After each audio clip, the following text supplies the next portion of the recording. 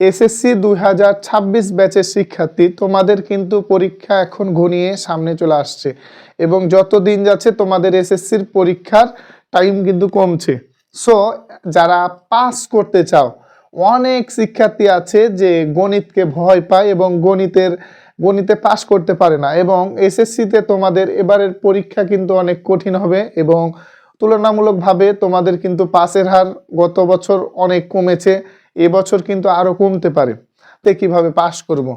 তো এই গণিতে যারা সারা বছর পড়েনি এবং যারা শুধুমাত্র পাস করা নিয়ে টেনশন করছে, অনেক স্টুডেন্টকে দেখা যায় যে তারা কি বলে সকল সাবজেক্টে ভালো রেজাল্ট করতে পারে কিন্তু গণিতে পারে না, গণিতে ভয় আছে, গণিতে পাস করলেই সকল সাবজেক্টে পাস করে নিবে, এরকম অনেক স্টুডেন্টের চিন্তা ভাবনা। তো তোমাদের সময় কিন্তু চলে আসছে এবং তোমাদের এই পরীক্ষা কিন্তু এবার গতবারের তুলনায় আরো কঠিন হবে। কারণ হচ্ছে যে তোমরা তো জানো যে গতবার 18 লক্ষ পরীক্ষা দিয়ে 6 লক্ষ ফেল করেছে, এবার কিন্তু আরো করবে। তো তোমাদের মাথায় রাখতে হবে পড়ালেখা এখন তোমাদের চালিয়ে যেতে হবে। তো গণিতে জাস্ট পাস করবা কিভাবে, গণিতে পাস করতে হলে কি কি রুলস এখন তোমাকে ফলো করতে হবে। যারা যারা কমার্সের বা আর্টসের স্টুডেন্ট রয়েছেন বা সায়েন্সের, তো অনেক স্টুডেন্টের গণিতে ভয় যে আমি যদি গণিতে পাস করতে পারি আমি সকল সাবজেক্টে পাস করে নিব। তো গণিতের যে তোমার পাস করতে হলে তোমাকে কি করতে হবে, এখন তোমার হচ্ছে তাদের বেসিক ক্লিয়ার করতে হবে, অর্থাৎ তোমাদের কি করতে হবে, বেসিকটা ক্লিয়ার করতে হবে, তাহলে তোমরা পাস করতে পারবা। তোমাদের একটা চ্যাপ্টারের যেগুলো হচ্ছে মূল বেসিক, ওই বেসিকগুলো তোমাকে ধরে ধরে ক্লিয়ার করতে হবে, একদম ক্লিয়ার করে তোমাকে মানে এখন পড়াশোনা করতে হবে, ক্লিয়ার করতে হবে তোমার চ্যাপ্টার বাই চ্যাপ্টার।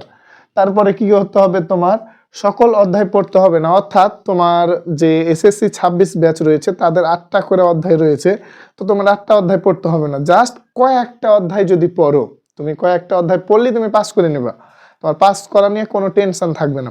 তো সেই অধ্যায়গুলা পড়তে হবে তোমার, কারণ তোমার তো পাস করতে হবে। আর কয়েকটা অধ্যায় পড়লেই কিন্তু পাস হয়ে যায়, পাস না ভালো রেজাল্টও হবে। তো তোমাকে সকল অধ্যায় পড়তে হবে না, কয়েকটা অধ্যায় পড়তে হবে, তারপরে তোমার সাজেশন অনুযায়ী পড়তে হবে। তোমাকে রুলস অনুযায়ী নিয়ম অনুসারে পড়তে হবে, সাজেশন অনুযায়ী। তোমার সাজেশনে যেসব অধ্যায়গুলো দেওয়া থাকবে ওই অধ্যায়গুলো পড়লেই তুমি ভালো রেজাল্ট করতে পারবা, আর যদি না পড়ো তাহলে ভালো রেজাল্ট করতে পারবা না। তারপরে তোমার কি করতে হবে, তোমার সৃজনশীল ও এমসিকিউ বেশি বেশি পড়তে হবে।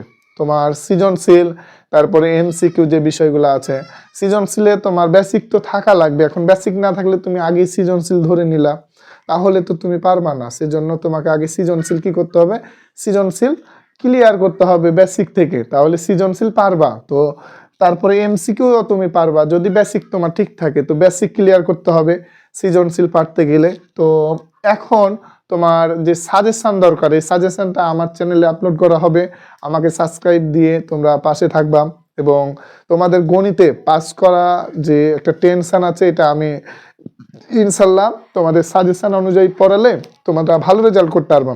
সুতরাং আমার চ্যানেলটাকে সাবস্ক্রাইব করে তোমরা পাশে থাকবা এবং আমাকে কমেন্টে জানাবে তোমাদের কোথায় সমস্যা, এই সমস্যাগুলো আমাকে জানালে আমি ইনশাল্লাহ ওই টপিকের ওপর ক্লাস দিয়ে তোমাদের বেসিক থেকে পুরো একটা ক্লাস দিয়ে আমি তোমাদের সকল কিছু শেষ করতে পারবো।